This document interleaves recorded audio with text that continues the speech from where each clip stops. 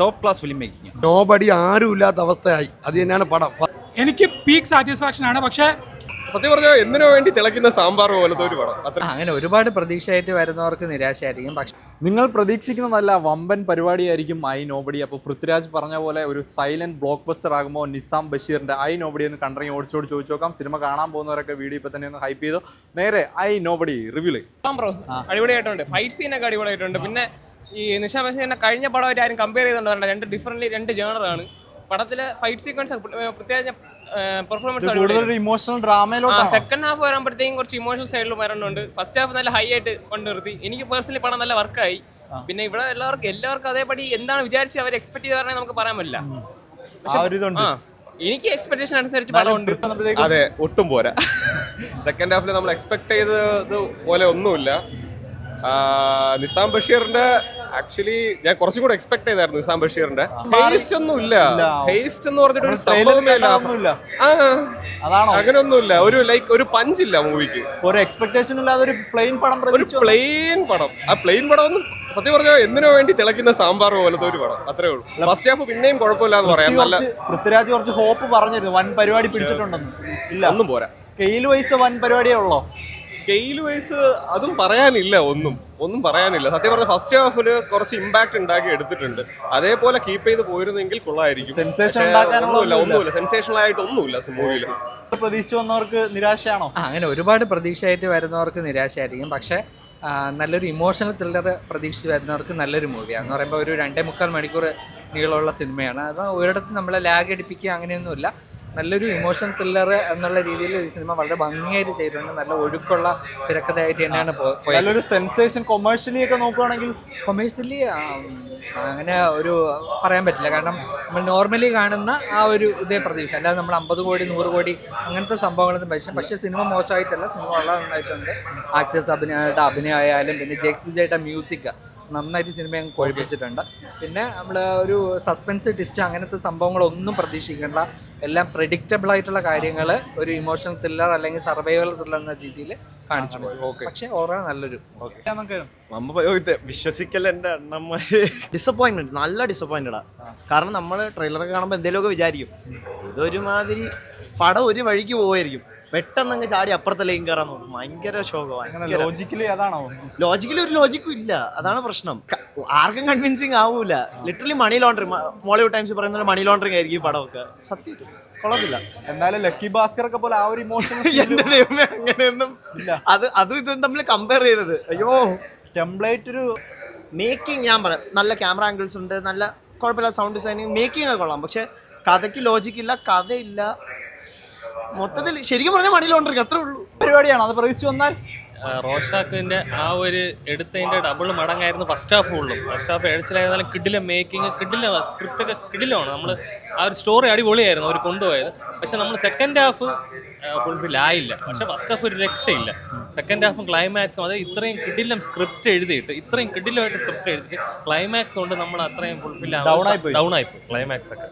First half എന്ന് പറയുന്നത് ഭയങ്കര എൻഗേജിങ് ആയിട്ടുള്ള ഒരു സംഭവമായിരുന്നു. നമ്മൾ മലയാള സിനിമയിൽ കാണാത്ത മേക്കിങ്ങും എഡിറ്റിങ്ങും ചില സീനുകളൊക്കെ എന്ന് പറഞ്ഞാൽ അമ്മാതിരി എഡിറ്റിംഗ്. പറഞ്ഞ പോലെ ഫസ്റ്റ് സീൻ തൊട്ട് വേറെ ലെവൽ പടം ആണ്. പക്ഷേ സെക്കൻഡ് ഹാഫ് വന്നപ്പോഴത്തേക്കും പടം സ്ക്രിപ്റ്റ് വൈസ് ഭയങ്കര ഡൗൺ ആയി. പുള്ളിക്ക് ഇത് എങ്ങനെ അവസാനിപ്പിക്കണമെന്ന് അറിയാത്ത രീതിയിലാണ് പടം പോയത്.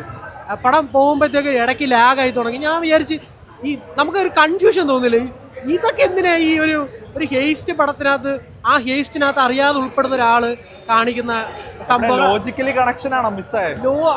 അതാണ് ഒരാള് അയാളുടെ സർവൈവൽ ഇൻസ്റ്റിങ്ക്റ്റിന് വേണ്ടി പല പടങ്ങളും നമ്മൾ കാണുമ്പോഴത്തേക്ക് നമുക്ക് അയാൾ ഇമോഷണലി കണക്ട് ആയി.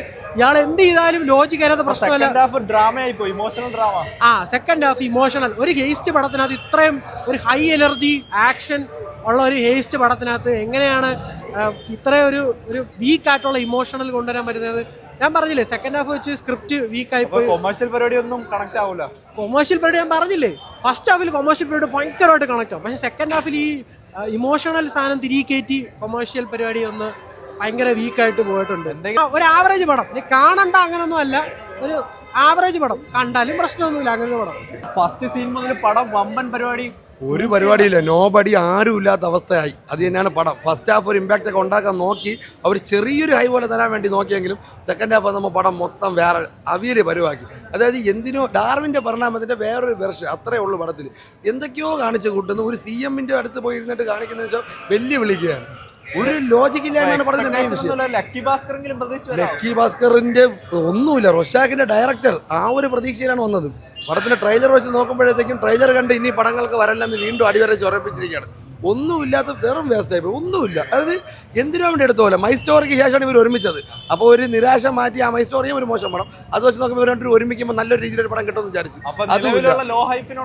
നിലവിലുള്ള ഹൈപ്പിനുള്ളത് ഇല്ല. ജസ്റ്റ് മറക്കാൻ പറ്റിയ ഒരു പടം അത്രേ ഉള്ളൂ. ഒരു നോബടി ആരും ഇല്ലാതെ പോട്ടെ അത്രേ ഉള്ളൂ. ചേട്ടാ കൊള്ളാം. ഓവർ ദ ടോപ്പ് എന്ന് പറയുന്നില്ല, പക്ഷെ നൈസ് പടം. റൊഷാക്കിന്റെ അത്ര ഇല്ലെങ്കിലും പടം കണ്ടോണ്ടിരിക്കാൻ നൈസ്. ഒരു ഫുൾ ഓൺ ആ ത്രില്ലിംഗ് എലിമെന്റ് മാറി സെക്കൻഡ് ഹാഫ് ഒരു ഇമോഷണൽ ഡ്രാമ ആയോ? ഒരു ഡ്രാമ ത്രില്ലറാണ് കൂടുതൽ.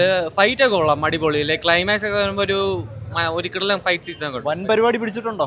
ഉണ്ട്. ഫസ്റ്റ് സീക്വൻസ്, ഓപ്പണിംഗ് സീക്വൻസ് വൻ പരിപാടിയാണ്, നൈസ് ആയിട്ടുണ്ട്, കൊള്ളാം. ടോട്ടലി ഒരു തിയേറ്റർ ഒരു സെൻസേഷൻ ആവാനുള്ള പരിപാടി ഉണ്ടോ? ഒരു എബോവ് ആവറേജ് അത്രേ ഉള്ളൂ.